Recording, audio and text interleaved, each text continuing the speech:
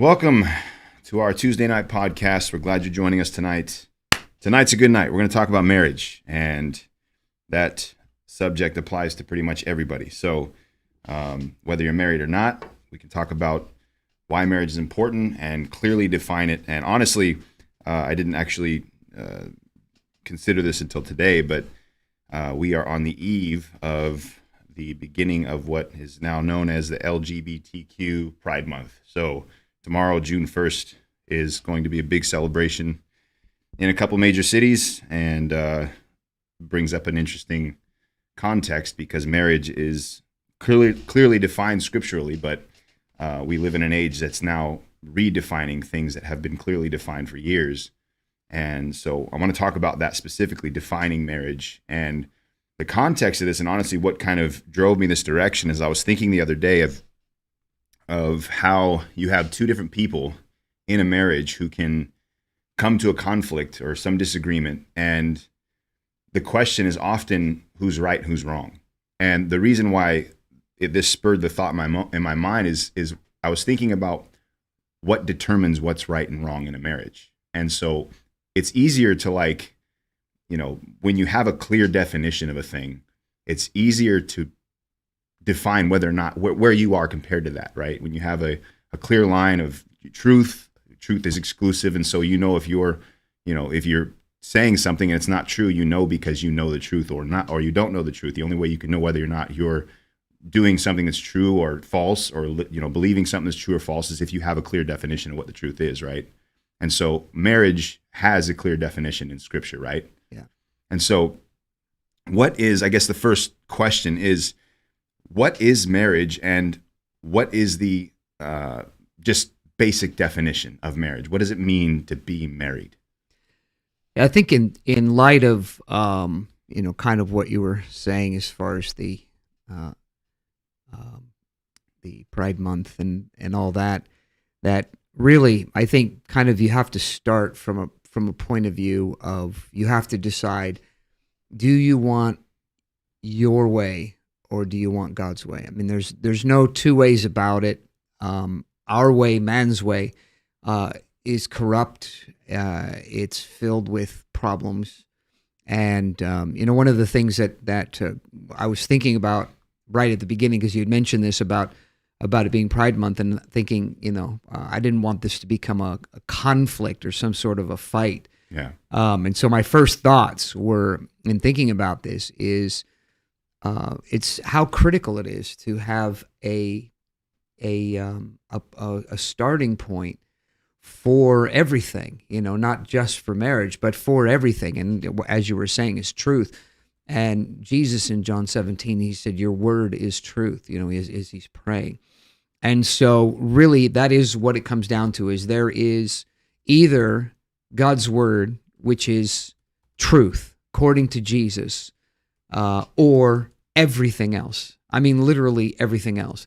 And so every other religion, every other philosophy, every other belief stands on one side, because they're all opinions of man. They're just opinions of man. They were formulated by man. They were put together by man. Now I know there are people who would say, well, because man wrote the Bible, that man is he's the author of the Bible, but it's not. And it's very clear that it's not. No man would ever have written the Bible. And when you actually take the time to read the Bible, it becomes very clear that the Bible, if as a man, and there isn't anybody who would read the Bible and say, I would write the Bible exactly the way it's written. They just wouldn't do it, because there's too many vulnerabilities against the author. Yeah. And that's the problem. That's why people attack the Bible, is because the Bible is very raw. God has just made it very clear. This is what I am. This is how things work.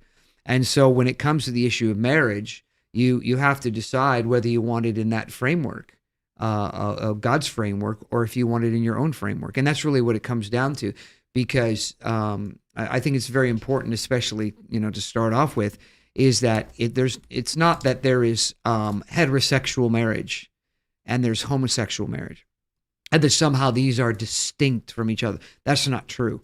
There is God's marriage, and then there's not God's marriage.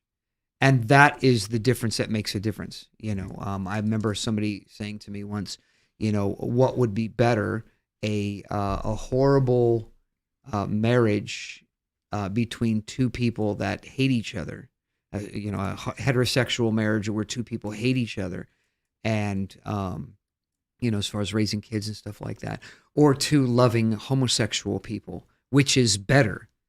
And I had to explain that, listen, you're not talking about reality. You're not talking about every heterosexual marriage is bad and every homosexual marriage is good. All of them have problems. Mm-hmm. And the issue of problems really is the issue of by what frame of reference are they functioning off of. If they're functioning off of God's frame of reference, then it will be a good marriage. Mm-hmm. Hands down, it will be a good marriage. That's all there is to it. Any other marriage that at the best, it might, and that is a remote might, be a good marriage. I'm talking about the length of the marriage. I'm not talking about for 5 years. I'm talking about for 40, 50, 60, 70 years. Might be a good marriage. And so I think that's very, very important to have that as a frame of reference. And so having said that, the Bible shows us, that God in the beginning, he created Adam, and out of Adam, he formed Eve and brought Eve to Adam, and everything went on from there. And so God is the author of marriage. Our marriage didn't just start on its own. It was God's plan from the beginning. It was God's plan for humanity.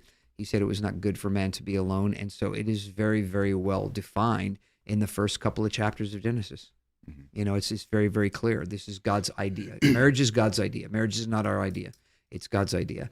And so we don't have the option of modifying or changing anything according to that. We can just simply enjoy the benefit of God's marriage, or we can try to redefine marriage into whatever we want it to be, and then we will more than likely reap the negative consequences of that.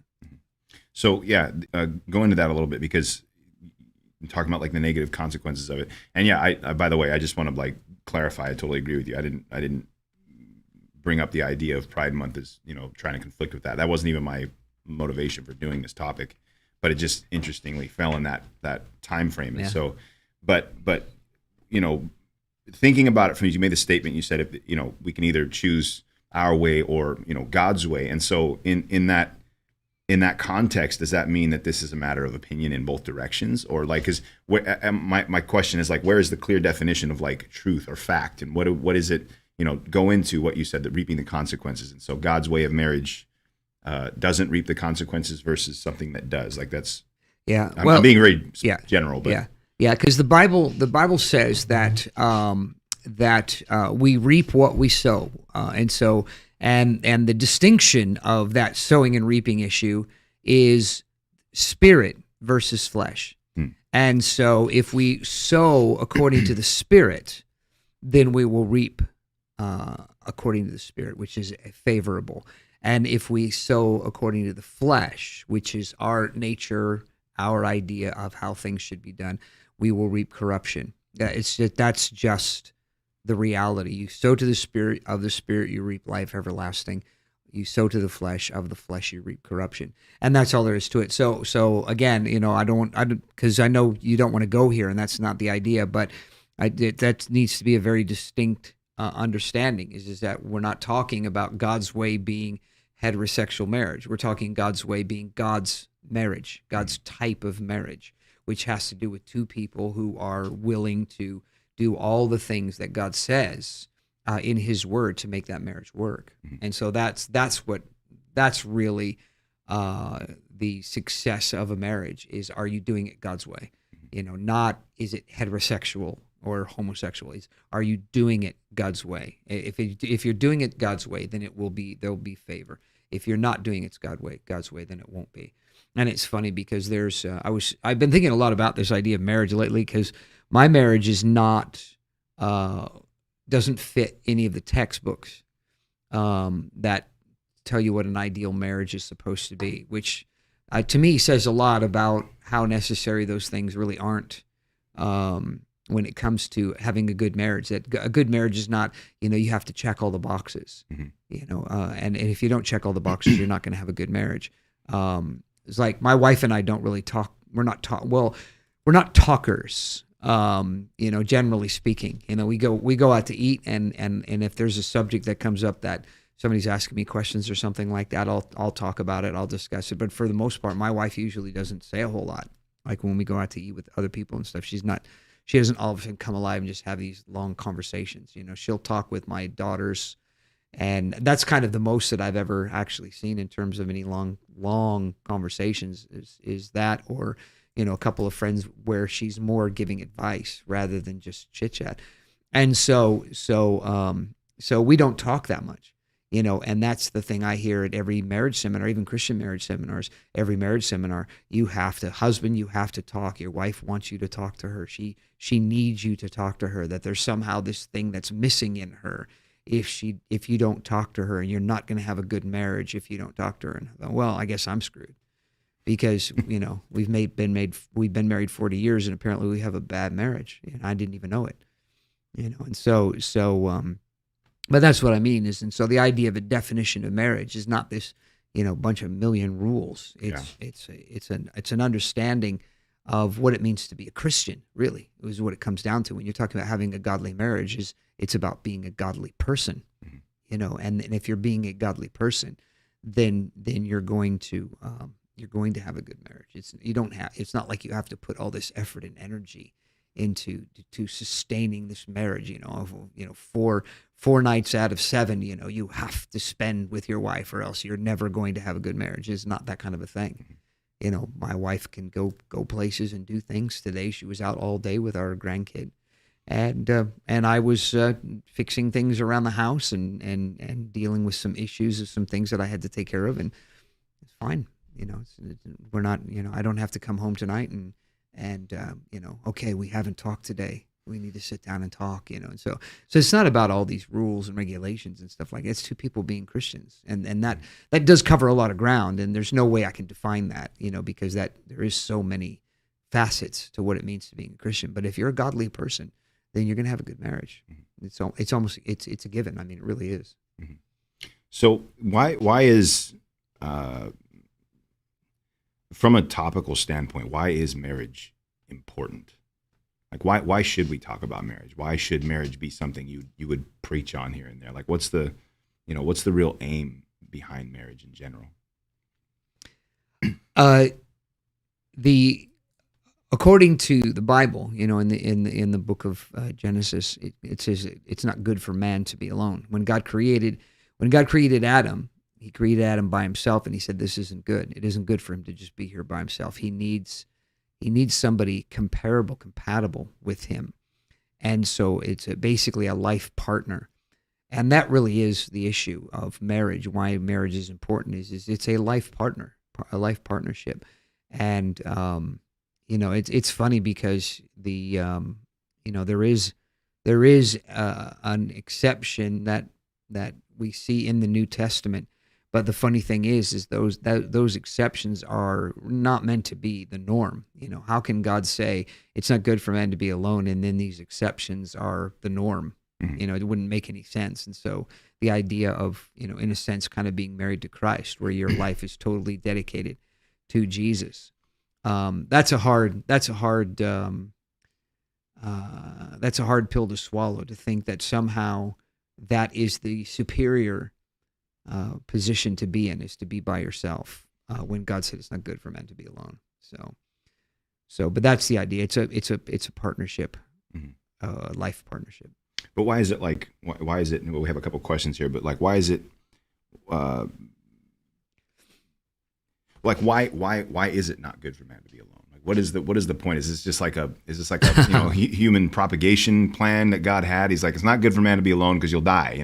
Eventually you just die off. Yeah. You won't have, or women won't feel fulfilled because they won't have the relationship. I'm being stupid with the answer, but what you see what I'm getting at? Yeah. What's the point? Yeah. Well, this is one of those things that, as having been a Christian for 40 years, that I'm quite comfortable with, is that there are times where God just simply says, this is the way things are supposed to be. Mm-hmm. And I'm okay with that. Mm-hmm. God says it's not good for man to be alone. I don't need to put in anything else, other than the fact that, I don't, especially this, I think this is, so now I'm going to talk at a personal this is more just for me personally. This is not some biblical thing, but for me personally, I wouldn't want to be at the stage of my life by myself. I just wouldn't. There's just no way. It's not a question of a lack or something like that. It's just so much more productive, because what I find is that older single people, as they get older, they really do. They're almost obligated to stay busy. They just have to stay busy. They have to just keep doing. Even if the work that they're doing isn't of any value, they have to keep doing, because there's, what are you going to do when you're by yourself? What are you going to do when you're alone? You surf the internet, what are you going to do? You're just going to sit there and do nothing, Mm-hmm. It's like, so, there's, for me, there's times where, I need to refresh, and relax. But for the most part, when I'm not laboring to achieve something, that would be the time that I'm spending with people, just casual relationships with people. And so being married is a real advantage, because I don't have to go make plans with people. Sometimes we try to make plans. We want to get together and go out, it's a weekend or something like that. And, I got this and I got that and I got the other thing, and everybody's busy doing different things. And so it's like, well, you're going to sit home by yourself and do nothing, So I it's just like I said, a partnership in life. Mm-hmm.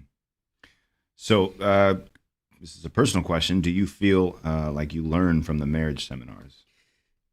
Well, I think I need to answer that question more generally, because the answer is that there are always things to learn from marriage seminars. I do marriage seminars. What are marriage seminars for those who have no idea what we're talking well, about? any kind of a marriage seminar. I'm just kind of, addressing it generally, of going to, listen to a seminar about marriage. I don't go with the idea of learning as much as helping. That's kind of more my thinking of, 40 years of marriage. If I'm still needing marriage seminars, I'm pretty much a mess. I'm not, I'm not listening, and I'm refusing to do what anybody's saying, because how much new stuff can you say in 40 years of marriage seminars? So there are things to be had from marriage seminars. If your marriage needs help, then a marriage seminar can help you. But if your marriage doesn't need help, then, marriage seminars can just be, an enjoyable weekend away. Yeah. So time of refreshing, like you said a minute ago. Yeah. Okay. How do you have, this is going back to your statement a minute ago about talking. How do you have a friendship with your spouse without talking though? Oh, sorry. I was going to say through. Yeah. Being godly would mean you stay married no matter what, but how does that guarantee a good marriage? Because it's kind of two questions in one. Yeah. So well, the first part of that, I would say, how do you have a friendship with your spouse without talking it through? I'm not one of those people who believes that your spouse should be your best friend. I think that's actually silly. I'm sure a whole bunch of people are mad right now. Yeah. I think that idea is silly. Really, when it comes right down to it, because, especially because of how busy life is, we're busy, so if you're wanting to make your life count, and you're wanting to, have impact for Jesus, then you're going to be very, very busy. And so, being friends, like that, sometimes you're just like ships in the night, and so you need a ship that's in the harbor. So have other friends, for girls, that means, having girls that are friends, that are close, that they can talk to, and guys, the same thing, because, you're being married, this, I just, I think if everybody were to read the Bible, they would understand how we don't how much does the Bible does it focus? I mean, you're talking about what 6,000 years of history, and how many marriages are we introduced to? With any depth. What do we know about these people? What do we know about their marriage? What do we know about Abraham and Sarah's marriage, for example? What do we know? We just know that they traveled a lot. We don't know what they did. We don't know what they talked about. We're not given any insight into their conversations, and how they've talked over the things of God. Yeah. Yeah. And hopefully that's a good part of people's marriage. They're sporting about. But yeah, you don't read these heavy, and I know that there are people like this, and I'm okay with that. I'm not anti that. It's just, for me personally, I think it's a silly thing to think that my wife and I, we have, especially in our marriage, I know some people, they get married and they marry people that have similarities. My wife and I have like zero in common, when it comes to things, stuff, other than the gospel and other than being saved and living for God. We have zero in common. Our paths don't cross. We don't do that kind of stuff together. We don't have sports, common sports ideas or common hobbies or anything like that. We don't have any of those kinds of things. And so, if I'm going to have conversations, about things, it's going to be about life in general. It's not going to be friendship type of thing. So that's kind of part one is that, every person has to work that part out on their own. If it's a real requirement for a couple to, they have to be each other's best friend, well, then you're going to have to talk, and you're going to have to learn how to get interested in the things that each other are interested in. If you want, that kind of a thing. Being godly would mean to stay marriage no matter what, but how does that guarantee a good marriage? Well, because being godly is more than just staying married. It's way more than that. You're going to have a good marriage because no matter what your bio is, of the two of you, you're going to flex. You're going to let them be them, and you're going to be you. And you're not going to try to change them. You're not going to be trying to make or force them to be a certain kind of person. So, it's going to be that kind of a thing. So I just actually typed this right now because I hadn't typed it out specifically like this, but you're opening up a part of this that I think is worth talking about, and the idea of conflicting personalities. And this applies to the married and the prospect to marriage, the person who's going to pursue somebody and how you pursue somebody and who you pursue. But do you think that it's possible to find a perfect personality match? Or you're going to be living in the same house for life? I'll tell a funny story, and I think it does. It's a friendship story. It's not a marriage story, but it's something that I've often thought about in the context of marriage, because we actually, a friend of mine and I, Mark Crumpler, have been friends for years. I mean, since I think we met each other in 1984, around that time, and we've been friends ever since. And we've been close friends ever since. And we've become friends in a way that, that is very, very deep and meaningful over the years. We're there for each other no matter what. And kind of like what I talked about the other day, he's the kind of person that if he lived in the same city I would have no problem calling at 2:00 in the morning saying, I need you to watch my kids. I got to go to the hospital. Mm-hmm. I wouldn't have any problem with that. And he wouldn't either, both ways. And I mean, we're just like that. But him and I had years ago had thought about getting starting a business together. And when we started the business, we were talking about different things. And I would say, that's exactly what I was thinking about. And we should, this or that or the other thing, yeah, I was thinking about that as well. And I was thinking this. And so we were like agreeing on everything. I mean, we were literally agreeing on everything. We were thinking the same way about everything. And we really thought this is going to be a fantastic arrangement, him and I starting a business together. Well, we started the business together. I was the tech, and I did the tech work. And I told him, I said, I'm not doing sales. I refused. He said, that's no problem. I'm going to do sales. And so he's doing the sales. I'm doing the tech, but he's not getting enough business. And he's like, we don't have programs to write. So you've got to come out and do sales. And I said, I told you, I do not do sales. It's not going to happen. I don't do sales. And so he's like, and I said, that was the agreement, And so I think we probably lasted 6 months, maybe. And he's saying, oh, we need to buy stationery. We need to do this. We need to do that. And I said, why are we buying stuff we don't need? What do we need stationery for? We don't even have any customers yet. And he's like, oh, no, we need that. We need to do mailings and this and that and the thing. And I said, come on, man. I said, just go see people. Your mailings, people aren't going to come to us for this stuff. This is really, because the business was a custom database stuff. And so it was really, it needed people. And so all of a sudden that match made in heaven was just started to dissolve. And we realized, you know what, we're too much alike, because once I dig in, I'm not moving. And once he digs in, he's not moving. So neither of us are moving. We're both dug in. And so it was, as long as we agreed, we were fine. But when we disagreed, it was night and day. It was like being on two different planets.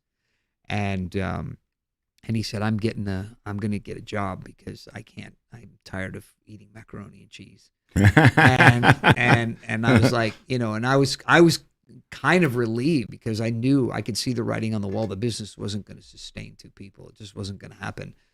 And I thought, I could do this, I could do this on my own. I could write programs and then just kind of, find people and sell them and stuff like that. But this was not going to be sustainable for two people. And I could see that was the case. But of course, I didn't want to bail on him. So I was kind of glad that he was talking about bailing. And so I was like, good, because we need this. Well, now years later, we talk about it when we used to be married. That's how we talk about it. We talk about how we used to be married and we got divorced. And so I think there's a real comparison, to that. And the personality issue, your question is that, I think no matter what, no matter how closely your personalities track each other or are compatible with each other, you're still going to have those moments where somebody's going to have to be the Christian. You're going to have to make decisions to compromise and to be willing to flex so that things can continue. Mm-hmm. Okay, question from Kay. Doesn't a commitment to God's way guarantee a good marriage? Well, theoretically, the answer is yes. Technically, the answer is yes. I mean, it is, because the issue is a commitment to God's way, but that's what has to be. It's funny because it always comes down to that. It depends on your definition of a commitment to God's way. If your definition of a commitment to God's way is literally God's way, then yes, you will. If both people are committed to God's way, then yes, it will. But what that looks like is going to be difficult. It's not going to be easy. It's going to be difficult because it's going to mean making compromises that you may not want to make. And it's going to mean letting dreams die, that you want to live, And so that's what we talk about when we talk about a commitment to God's way. Is a commitment to God's way is God's way, not a commitment to God's way so that we can have our way. There's no such thing. So give me an example of dreams dying.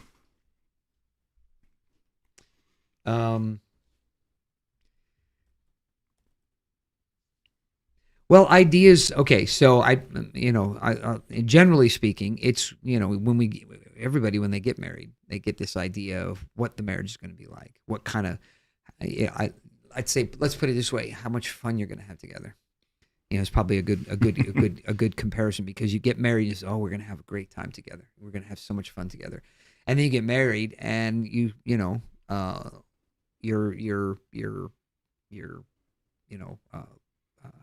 days don't, you're not up at the same time. You're not going to bed at the same time. You're going to bed at different times and different things. And, if you're like the women in my family who love to sleep, and all of them, they all love sleep, and I don't. I sleep out of necessity, and I force myself to sleep because I need to sleep, but I prefer to be awake and I prefer to be doing things. I don't prefer to sleep. I don't look forward to sleeping.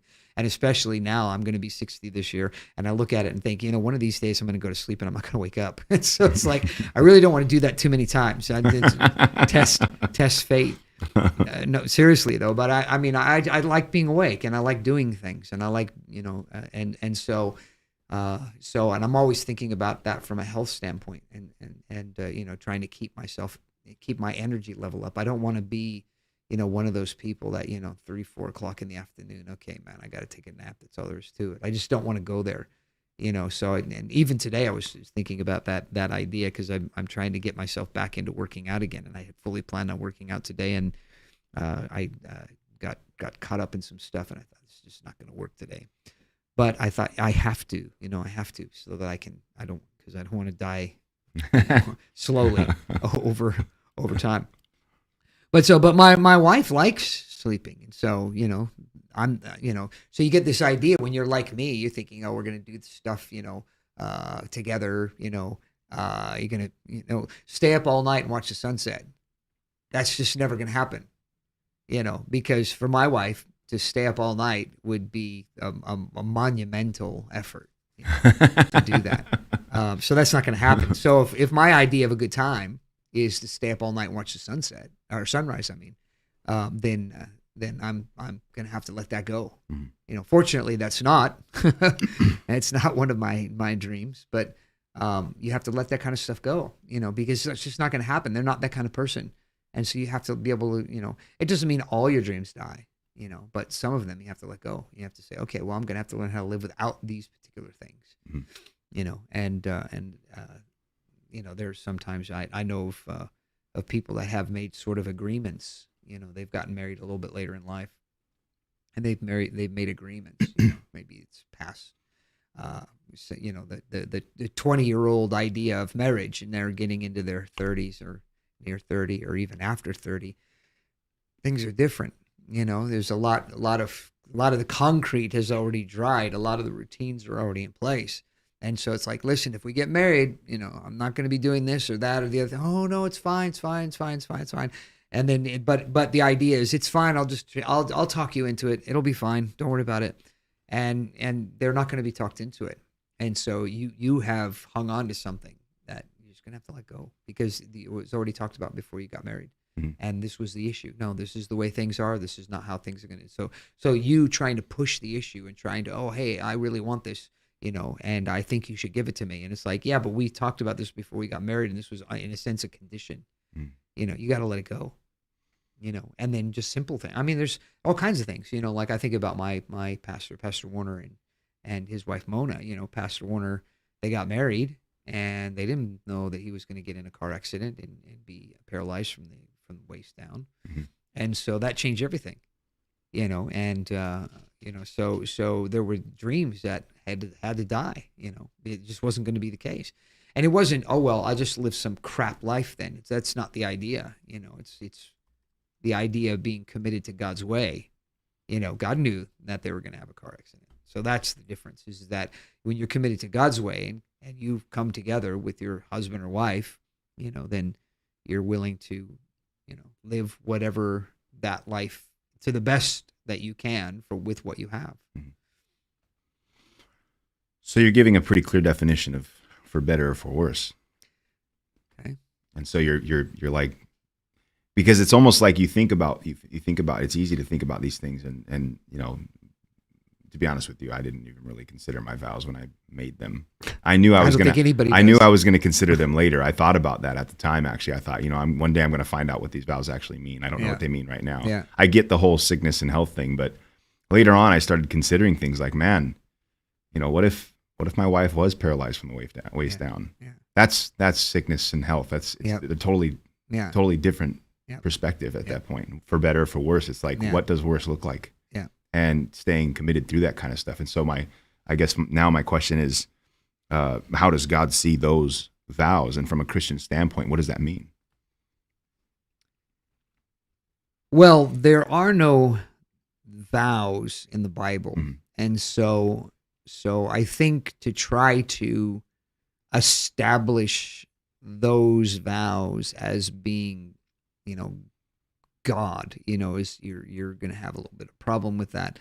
But the idea of the vows themselves and making vows, and this is one of the things the Bible does talk about, is the idea of making vows. Is if you're going to make a vow, then you need to keep it, and so there is that factor, that when you say, in sickness and health, and that I think is the premise of those vows, is the idea of, because they are before God, and that's in our services, in our marriage services, that's we say before God and these people, you have vowed.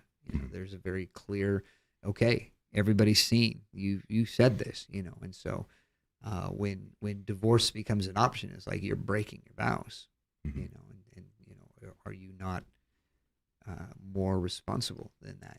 And of course, what about this and what about that and what about the other thing? You can always have the what about this and what about that and what about the other thing, but the bottom line is that the Bible says that a godly person is a person who is able to swear to their own hurt and doesn't change. And so I think about the vow that God made to man, in saving us. If God could do what we do, well, we'd all be going to hell. Unless I've changed my mind. This is too difficult. You guys are just not listening to me. You're not very good life partners. I'm going to just put you in hell for all eternity. And that's, so, what about this and what about that? Can't you break your marriage if this? Can't you do that? Like the Pharisees, didn't Moses give a bill of divorcement, blah, blah, blah, all this kind of stuff. It's like, yeah. All these things are there because of the hardness of your hearts. They're there because you're stubborn. They're not there. Those outs are not. They were never meant to be for good people. They were made for evil people, and you will need to hear my sermon tomorrow to find out about evil people. I like how you often work your plug in there somehow. And it fits almost every single time. So, okay. Is there such thing as a perfect marriage? No. Okay. So now what would a perfect marriage look like? So we know what marriage is not existent. What would a perfect marriage look like? Yeah. There's too many facets to that. Well, just give me some examples. What is an ideal diamond? An ideal diamond is not square. Okay? There's no way to describe an ideal marriage or what an ideal. I can't even come close because there's so many facets to it, and like I said, but the ideal marriage is two people that are always having conversations with each other. It's like, then my marriage is not ideal, but I think it is. I don't look at my marriage and think, I wish I was divorced. Yeah. I don't think that way at all. That's interesting you say that, because I considered that as a potential answer. So what does a good marriage look like? Okay. It's not quite an ideal marriage. So let me ask it this way, and I'll make a statement I made in a minute ago. What does a good day look like? Depends on who you're asking. Exactly. Yeah. But that's my point. Is you're trying to. No. I'm not trying to do anything. I'm trying to get you to break something. Well, there's nothing. There's too many variables. What causes problems in marriage? Stubbornness. There are definitely specific things that cause problems. Yeah. But no, I'm looking for generals like stubbornness. What else? Yeah. Selfishness. Those are things. Those are pretty synonymous. Yeah. Well, not quite. You can be, being stubborn is just, simply being resistant to everything. Okay, fair enough. Doesn't necessarily have to be selfish in nature. It could just be, I'm not going to move. Mm-hmm. But those two are probably the biggest, I think, is just selfishness and stubbornness is probably the most destructive in marriage. Usually when I'm counseling people in marriage, a marriage can be rescued if just one person will work to make the marriage a success. but it'll be a lot of work for that individual Yeah. to be able to do that, and they won't really be getting any pleasure out of their marriage. They'll be getting pleasure out of God and their faithfulness to God, but their marriage won't be really a source of pleasure. Because when somebody's committed to just being selfish or stubborn, there's no pleasure in that. Mm-hmm. There's just nothing to enjoy in that. So I'd say that's probably a good two things to work on would be that to not be stubborn and not be selfish. Okay. So I'm going to make, like I was going to do this a minute ago, but I'm actually going to take Clarissa's question and pivot off merge it together with my next question, is because when I was coming up with this topic, it was because I was thinking about when you're in conflict or when you're trying to evaluate your own marriage, what is the example that you can look to? And Clarissa used she asks it this way, biblically, what are we aiming for in marriage? And so that's the point, is like, if we were gearing our marriage in a direction, what would be the thing you're comparing it to, so you can determine whether or not you have a good marriage or a bad marriage? Because if you compare it to other people's marriages, often you're left to the same question. How do you determine what's a good day and what's a bad day? Yeah, it's not a good idea to compare marriages across the board. I mean, some people, they skip along and they're holding hands and all that, and then really people do that, and then 10 years later they're divorced.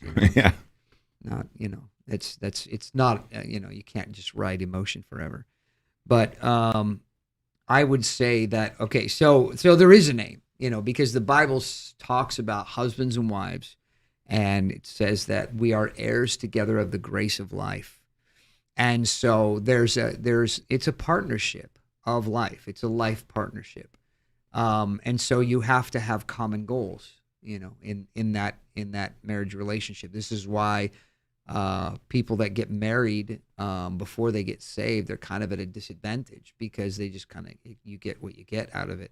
But because there's a destiny associated with it. It's not that it's a marriage made in heaven or your soulmate or any of those kinds of things, but there is a common purpose, a common destiny that happens within marriage, having to do with your influence in the gospel. Like, for example, there's a couple in the Bible named Aquila and Priscilla. Yes. But yeah, they're I was not. All I could think of was Ananias and Sapphira. Like, I was trying to drive They're that too out close. of my They're too mind close to get to the right couple, but at the same time, it took me a while to get to Aquila and Priscilla. But yes, because they're both Christians. They together have a conversation with Apollos and teach Apollos of the things of God. He's already a preacher, and he's already a mighty preacher. They say he's mighty in word and deed. He's very influential, knowing only the baptism of John. But yet they teach him. They take him.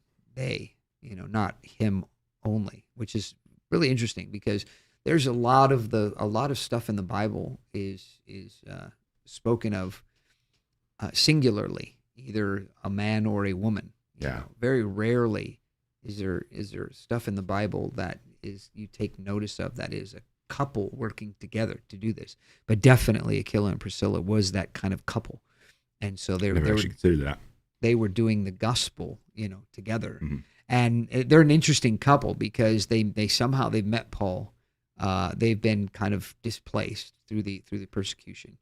They're with Paul, and they like what Paul's doing. So they're mobile. They're tent makers, and so they're mobile in their vocation. And so they just up with Paul and go with Paul, and then they get to a place, and they're starting to have some revival and stuff, and Paul says, "Okay, I'm going here. You guys stay here and take the." I mean, they just barely met. They've probably known each other for maybe, I don't know, months, maybe even just a few years. But then Paul's off to go do some other missionary endeavor, and then they take that work. And so it's just very amazing. That in my opinion, that's a great marriage right there. That's a great marriage. A couple that can be involved in the things of God together, and they can work as a team in the purposes of God, and their house becomes a place where people they had church in their house. People could come into their house and be saved, get saved, not just be saved, but get saved. Their lives were an example to new believers. It's very, very powerful. And so I think that in New Testament marriage, which basically we're still in the New Testament, we're going on from there. So that idea of two people, that are living a life, heirs together of the grace of life, is that they understand that it's not his job or her job, to be the Christian, or to be the influential person, but together they are working together as a team, and it isn't the wife, having to necessarily get up and preach, that kind of a thing. It's the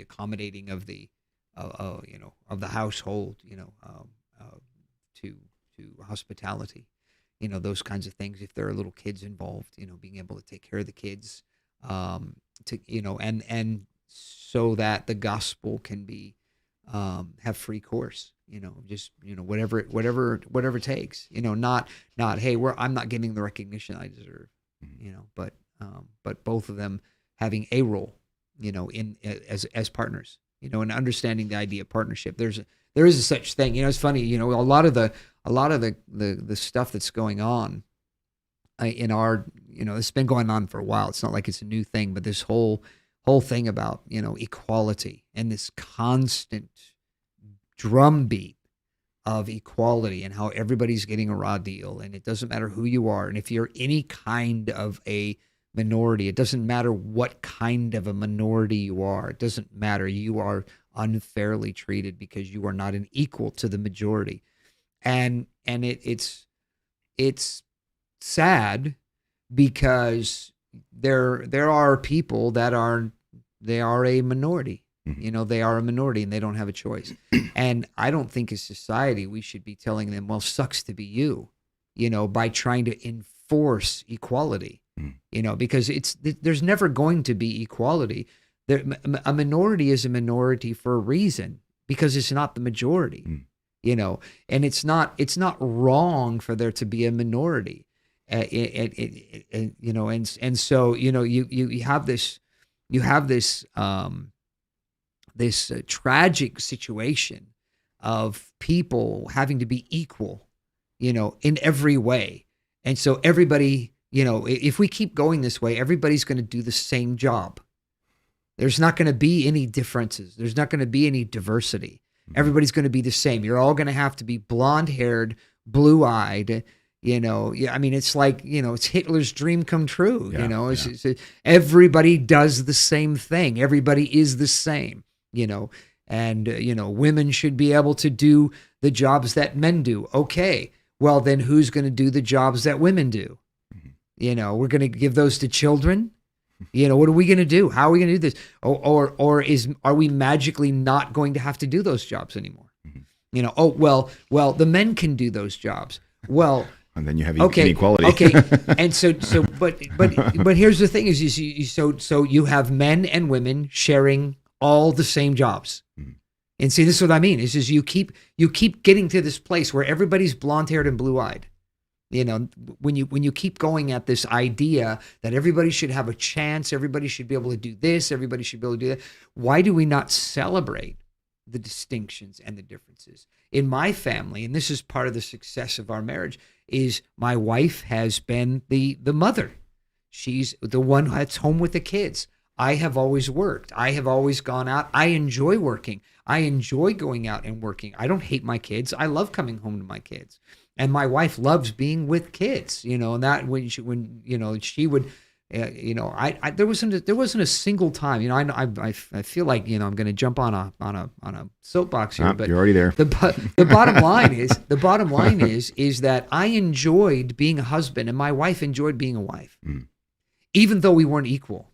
And even though that my job is looked at in the world's eyes as being the more desirable position, just stupid.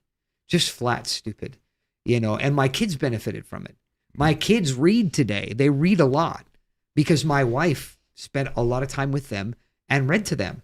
And we would be home and she would read, and the kids would say, Dad, would you read? I'm like, no chance. 5 minutes of that and I'm finished. Even though I like reading, it's like, I got to go do something, explosive. I could just sit there on the couch and, there's no. That's giving me some relief right now. I love reading to my kids, but kids' books, man, my goodness. Yeah. Well, I mean, that's fine if you like doing that stuff. But if you don't like doing that stuff, why should you be forced to have to do it just so that everybody can be equal? Aren't we different? We talk about how different we are, but then we want to make it, like I said, we want to make everybody equal. We want everybody to make the same amount of money. We want everybody to have, no recognition in your job. There's no bosses. There's no employer, employee. We want to get rid of all the stuff that makes life worthwhile. We want to get rid of all of it. And then what are we going to do when we're done? And then life isn't worth living anymore. Then what? Because that's where it's all headed. It's headed to a boring, miserable life, where everybody can do what everybody can do. Mm-hmm. And then anybody who has any initiative whatsoever has to just sit on their hands and do nothing. Mm-hmm. Because if they dare do something out of the ordinary, God help them. It's tragic. It really is. It's tragic. And so when you're in a partnership, and the reason why I said all that is because I wanted to say this, but I needed to preface it, unfortunately, is in business, there's a thing called a silent partner. In other words, put up and shut up. You put up the money and you just sit back and let us run the company.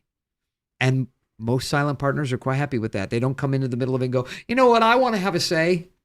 It's not fair. You guys all get to have a say and I don't get to have a say. That's because you're a silent partner. I don't want to be a silent partner anymore. I want to sit in on the meetings and give ideas. And so it doesn't go like that. You just don't have that kind of a thing. Why does it have to be that way in marriage? Why does it have to be that way in anything in life? Why does it have to be that, now all of a sudden you've decided that you want to lower the standard to a level of where you can be involved in a thing, which is going to ruin it for everybody else. And that's okay. And we should just, go in there and do that. And the reason why I'm saying that is because I really think that that's what causes a lot of marriages to have friction is this idea of equality. It's not fair. It's not fair. You just run around. You get to go out, you go and you work out your job all day long and, and I have to sit here with the kids. It's like, oh yeah, well, my job's just candy. I actually, my job is just I'm on break all day. I never do anything hard. We actually just sit around and talk, have coffee and, and it's kind of cool, It's like, come and do my job for a little while, come and have my boss yell at you and tell you that, if you don't have this done by tomorrow, you're out of here. And then you're the one who's got to come up with another job and you're the one who's got to pay all these bills and you're the one's got to do all this stuff. It's this whole idea. And it's just, I think a lot of people are dissatisfied in their marriages because they don't understand that the world is wrong, just flat wrong about how marriage works, just flat wrong about raising kids, about stay-at-home moms, just wrong, flat wrong, 100% wrong about all of this. And I can say after 40 years and 3 kids and I think just under 1 million grandkids, all not quite. all serving God, serving God, all wanting to serve God, a momentum of wanting to serve God. Why? Because I have a wife that decided to stay home, and raise kids and be a partner. Well, I did my job. She did her job. And this for me is something that's really a frustration to me, especially in this day and age. It's a real frustration. And it's the reason why over half of marriages end in divorce. It's just as simple as that. And then you also have people that are in their 30s and 40s and they're miserable because they're divorced and they don't have anybody. And if they had any kids, the kids have gone off to raise themselves because single parent homes are not ideal places to raise kids. And so it's just all wrong, 100% wrong. And so, if we would stop trying to redefine marriage and just let marriage be the way God created, partners, that have particular strengths and weaknesses, and let those things play out. If you're in a marriage, and I'm all for this, I don't have a problem with this. If you're in a marriage and you're a woman who's a 16-cylinder CEO type person, and you've married some guy who loves to just stay home and read to kids, fine. But let's not get into this idea that there's somehow this inferiority, superiority issue that's at stake, because that's not what's happening. Just some people fit in different roles. So, yeah. If we want to have a good marriage, that's how you do it. Soapbox returned. Enough said. Isn't a perfect marriage whatever our version of perfect is? Well, when you say our, we have to just decide. If our means husband and wife, yes. Yes, I would say that's perfect marriage is whatever you think is a perfect marriage. If you're talking about husband and wife.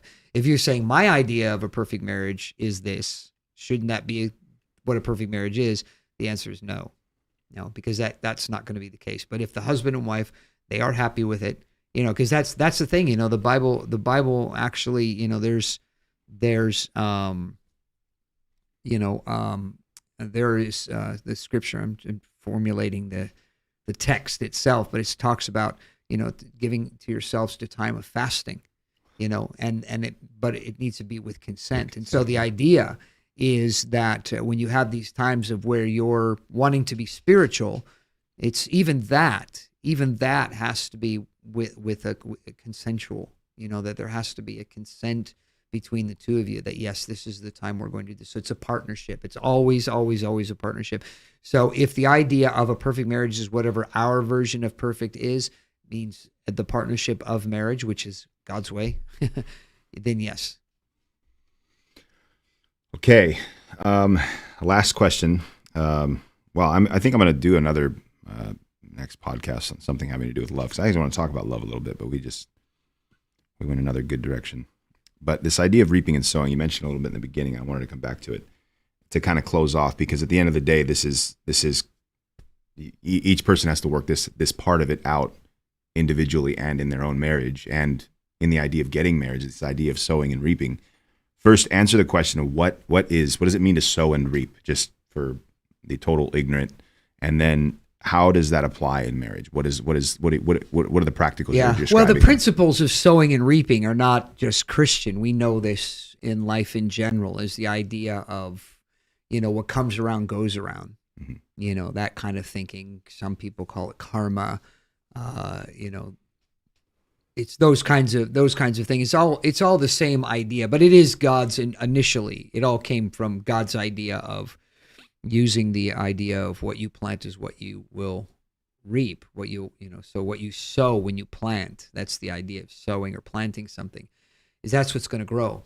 And so when you are planting corn, you're going to get corn. You're not going to get apples. No matter how badly you want apples, you're just not going to get apples from planting corn. And so that's the idea, is that whatever it is that you are doing in your life it's going to bear fruit. There's going to be some outcome, some consequence from what you're doing, or what the things that you're doing. Mm-hmm. And so how does that play out in marriage?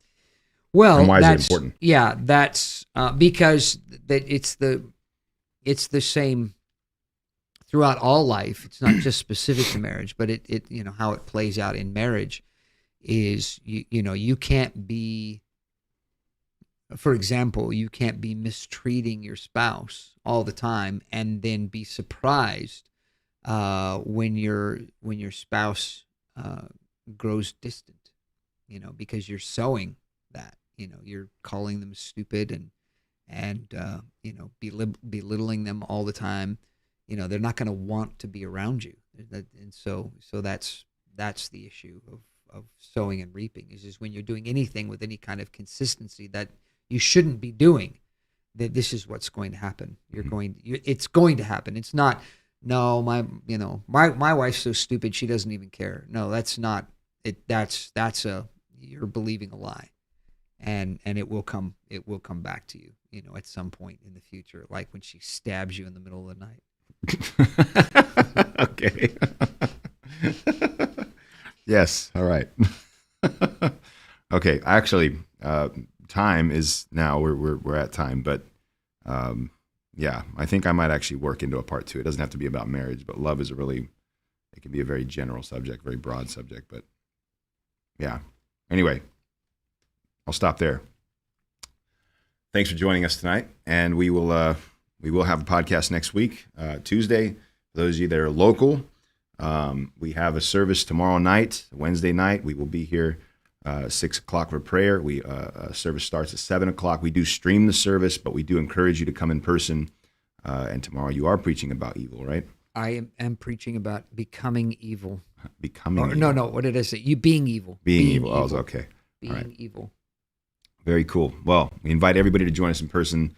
We are at 1100 Industrial Road. We are at Suite 10. We have parking. We have tons of parking. This is a pretty large complex, and there's a bunch of visitor parking out front. So come, join us in person, and we will see everybody soon.